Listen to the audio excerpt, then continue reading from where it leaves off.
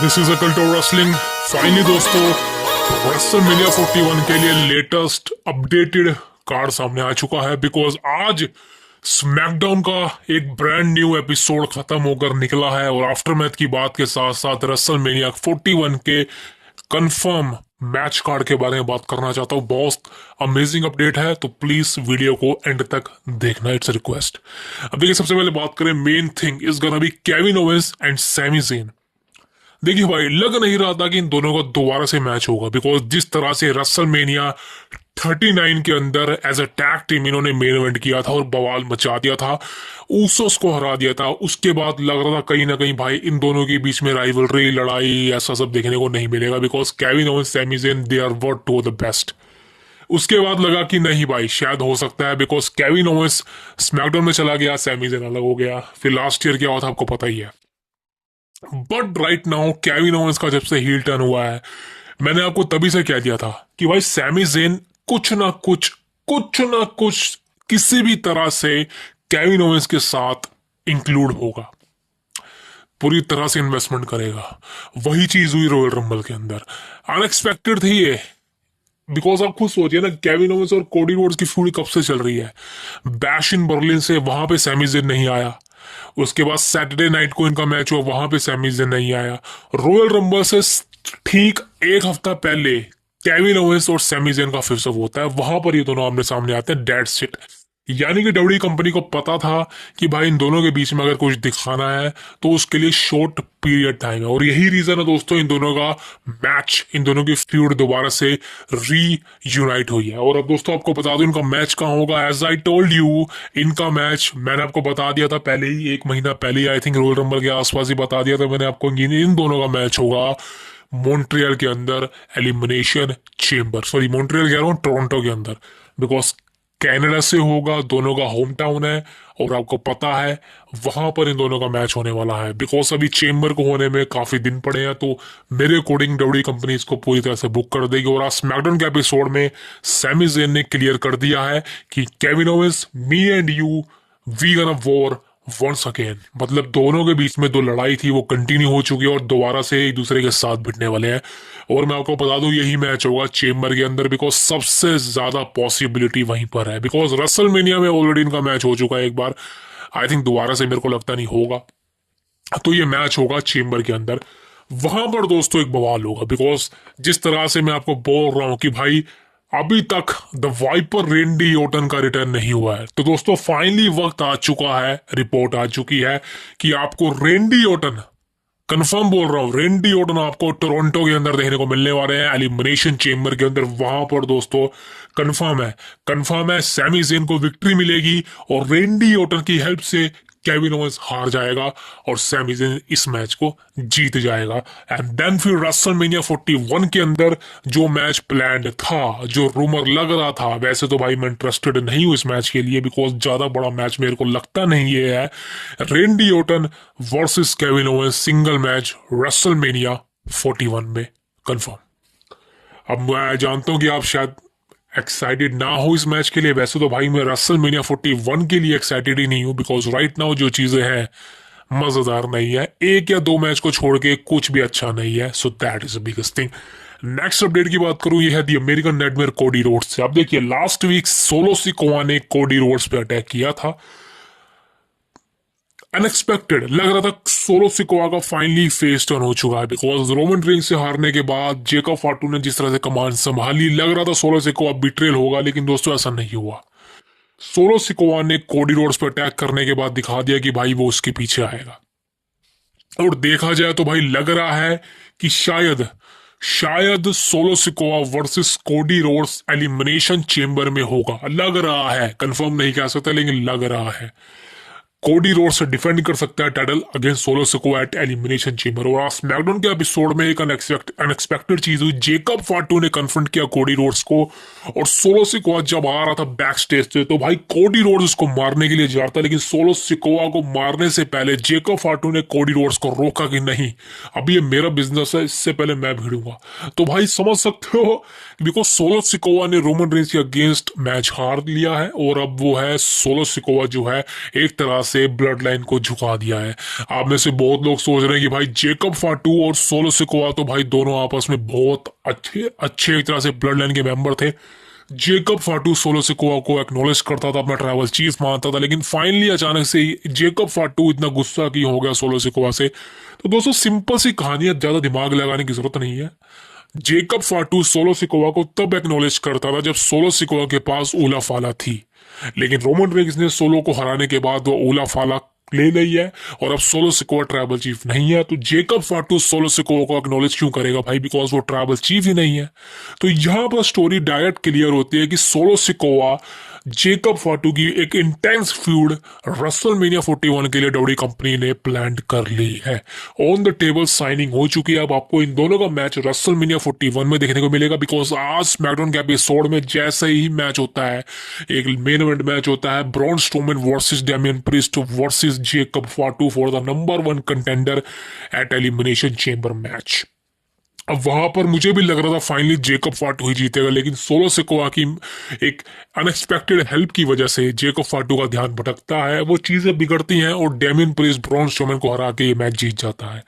और solo Sikoa और Jacob फाटू के बीच में टेंशनें और बढ़ जाती हैं, बिकॉज आज अनएक्सपेक्टेड सोलो सिकोवा ने टामा टूंगा पर भी अटैक कर दिया, जो भी एक देखने में काफी अनएक्सपेक्टेड शॉकिंग था। वो जानता हूँ कोडी रोड्स को मारना चाह रहा था, बट कहीं ना कहीं कोडी रोड्स ने एक तरह से काउंटर किया एंड टामा टूंगा फंस गया बेचारा। So that is the biggest thing कि रसलमेनिया के अंदर आपको सोलो सिकोवा वर्सेस जेकब फाटू का मैच देने को मिलने वाला है।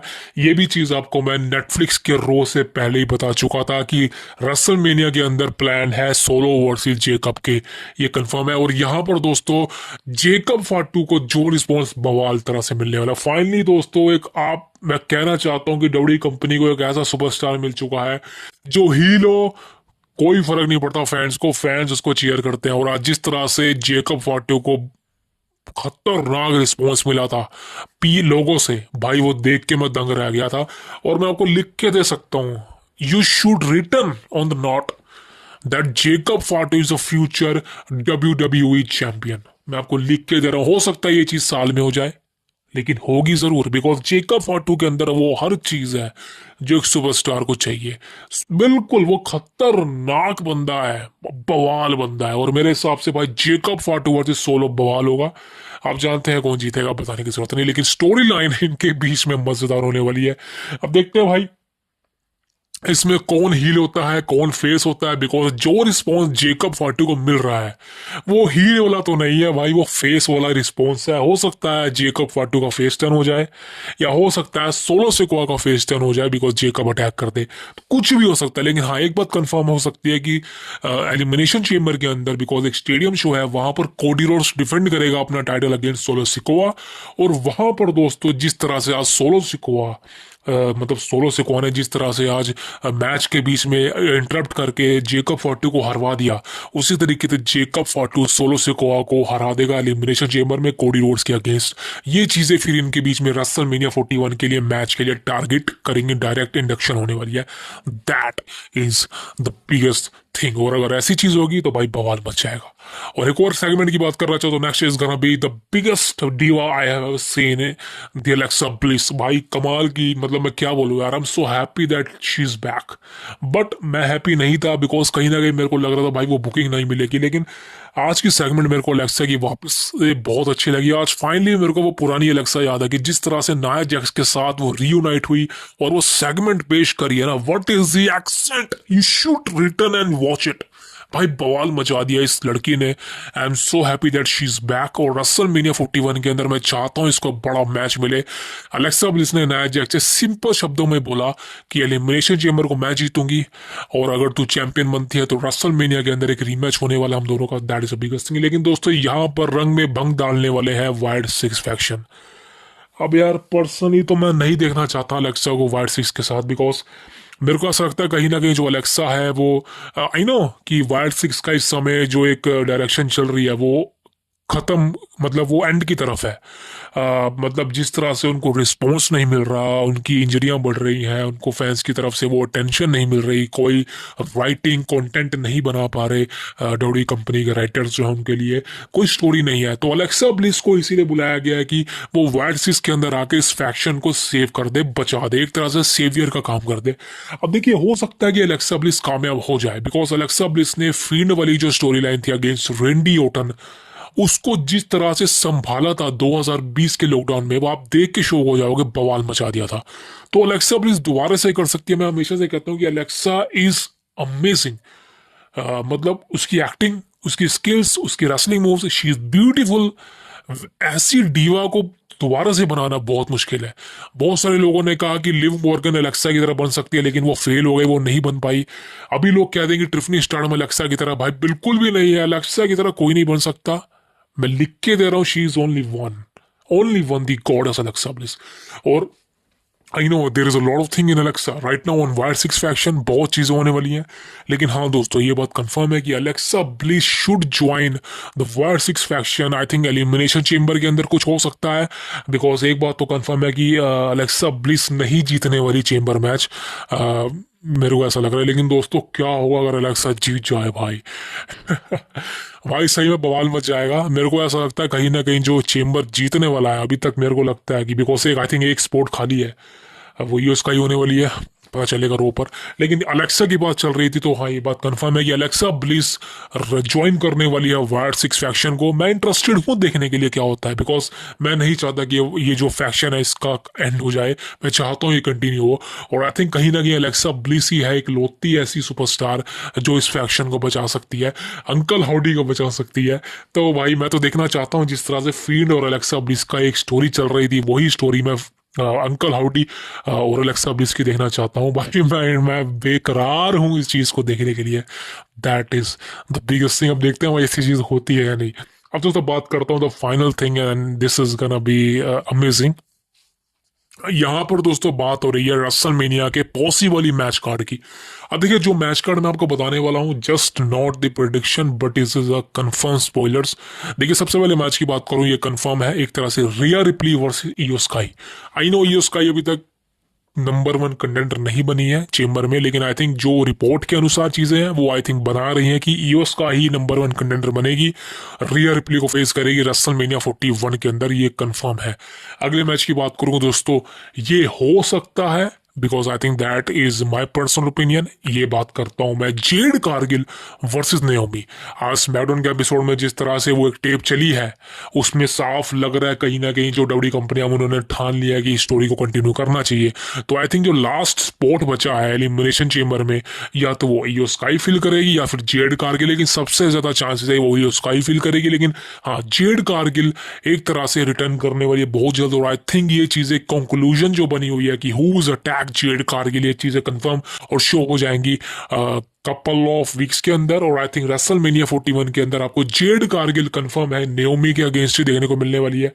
बिकॉज मेरे को नहीं लगता कि बियंका ब्लेयर अटैक करने वाली है जेड कारगिल पर, because I think Bianca Blair को वैसे ही काफी ज्यादा मतलब ऑन ऑन स्क्रीन तो उसको काफी ज्यादा लोग पसंद करते हैं, लेकिन अगर ऑफ स्क्रीन की बात करें तो बहुत लोग उसको हिट करते हैं। तो मेरे को लगता है कि डब्ल्यू कंपनी उसको हिट रेट दिलवाएगी, वो भी हील बनाएगी, उसको कोई जरूरत नहीं है उसकी। वो आई थिंक वो कहीं ना कहीं वो अच्छा काम करती है। जो बियंका ब्लेयर तो बड़ी सुपरस्टार भी है, तो मेरे को लगता नहीं कि जो बियंका ब्लेयर है उसका एक तरह से हील टर्न करवाने की कोई नीड है right now. So that is the biggest thing.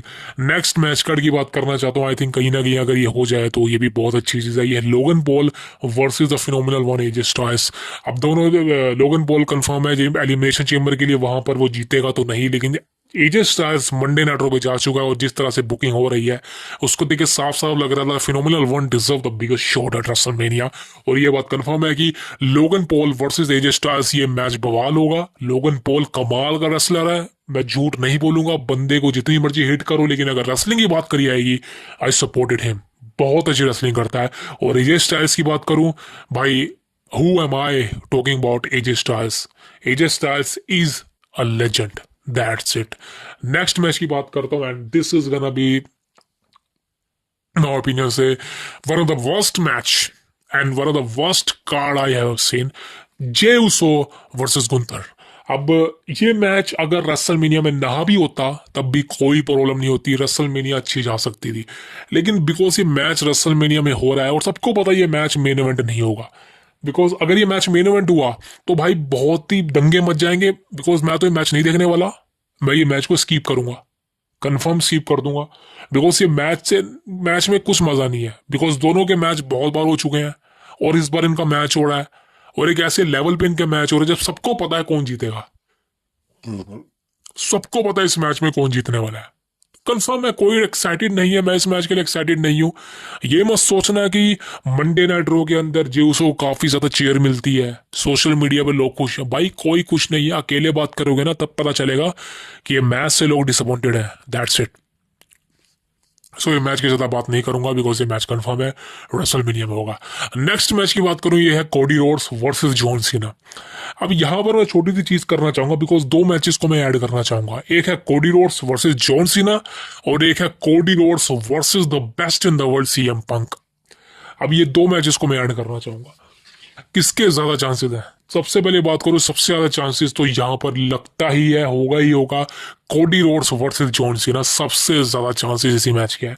I think अगर काउंटिंग की बात करो तो 95% चांसेस इसी मैच के हैं कि आपको रेसलमेनिया 41 के अंदर Cody Rhodes versus John Cena के बीच में सिंगल मैच देने को मिलने वाला है for the undisputed WWE championship. ये कंफर्म है। लेकिन क्या होगा अगर रेसलमेनिया 41 से पहले एलिमिनेशन चेम्बर में जॉन सीना हार जाए?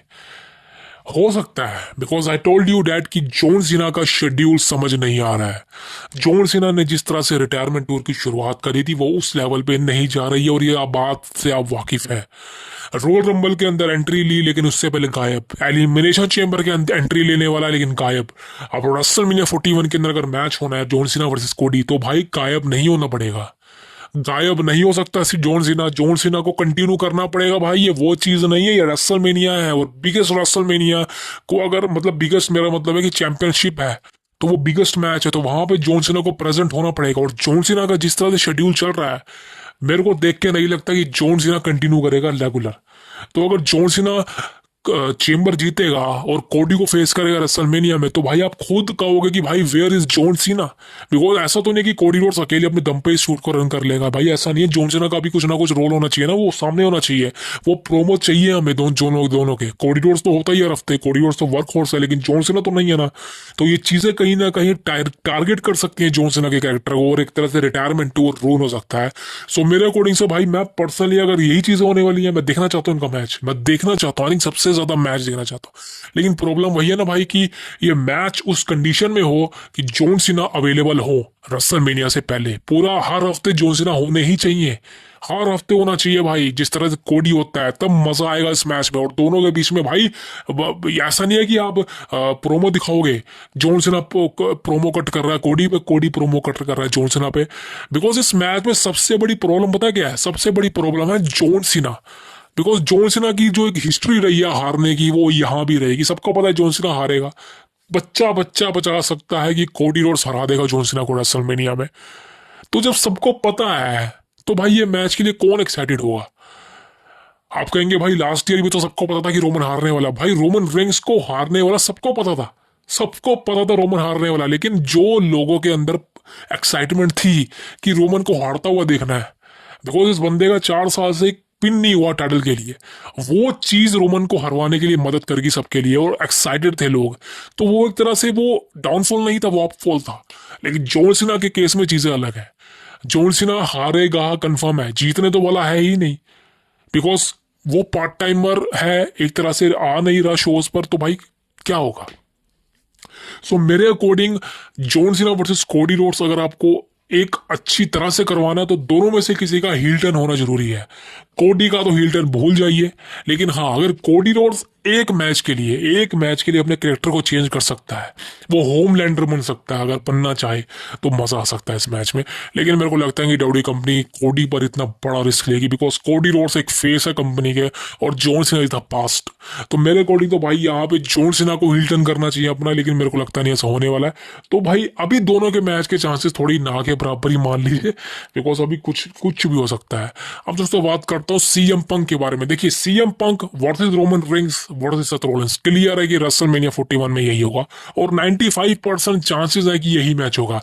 सबसे बड़ी पॉसिबिलिटी इस मैच की है कि पॉल हेमन का जो एक फेवर है, जो सीएम पंक पे है उधार, वो सीएम पंक मांगेंगे पॉल हेमन से, और रेसलमेनिया के अंदर पॉल हेमन हेल्प करेगा सीएम पंक की इस मैच को जीतने के लिए, और वहां पर सक्सेसफुल हो जाएगा। ये बात कंफर्म है। दूसरा सबसे बड़ी पॉसिबिलिटी है कि रॉयल रंबल के अंदर जो चीजें देखने को मिली है, बिकॉज फ्यूड अधूरी है पंक की रोलेंस की, फ्यूड अधूरी है रोमन की पंक की, और फ्यूड अधूरी है रोलेंस की और रोमन की। तो एक तरह से तीनों जुड़े हुए हैं आपस में, बिकॉज पॉल हेमन भी है। तो यहां पर सबसे बड़ी पॉसिबिलिटी है इसी मैच के होने की, ट्रिपल थ्रेट की। अब दोस्तों बात करें what is the situation between CM Punk and Cody Rhodes, the best friend ever. अब यहां पर दोस्तों चीजें बदल सकती हैं, बिकॉज सीएम पंक और कोडी रोड्स एक ऐसा मैच है जो हर कोई देखना चाहता है। इवन जॉन सीना से भी ज्यादा मैं इस मैच को देखना चाहता हूं, बिकॉज यहां पर चीजें प्रिडिक्शन लेवल की ऊपर चली जाएंगी। यहां पर आप ये नहीं कह सकते कि कोडी रोड्स जीतेगा, बिकॉज सीएम पंक जब सामने खड़ा हो और एक ऐसी स्टेज पे खड़ा हो, वो भी रेसलमेनिया में, और सीएम पंक किस लेवल का खतरनाक रेसलर है बताने की जरूरत नहीं है, और CM Punk versus Cody Rhodes WrestleMania में हो, तो आप समझ सकते हैं कि भाई इस मैच में कौन जीतेगा कौन हारेगा आप प्रोडिक्ट नहीं कर सकते, बिकॉज सीएम पंक भी उतने ही डिफेंडर है, कोडी रोड्स भी उतना ही डिफेंडर है।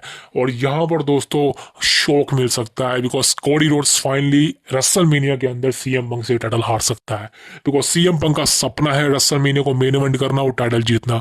और आप समझ सकते हैं कि सीएम पंक को अगर टाइटल दे दिया जाए तो भाई डब्ल्यूडब्ल्यूई कंपनी को बहुत ही ज्यादा प्रॉफिट होगा, ये बात बहुत बड़ी है। लेकिन यहाँ पे दोस्तों बात वही आ जाती है ना, पॉल हेमन का फेवर।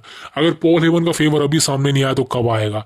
मेरे अकॉर्डिंग जो प्रिडिक्शन मैंने करी हुई है वो मैं आपको आगे चल के कभी बताऊंगा, वो ऐसा ही होगा। बट राइट नाउ दोस्तों जो चीजें सामने निकल के आ रही हैं वो कंफ्यूजन है सिर्फ इन दोनों मैचेस के अंदर, ट्रिपल थ्रेट में और कोडी जॉन सीना के अंदर।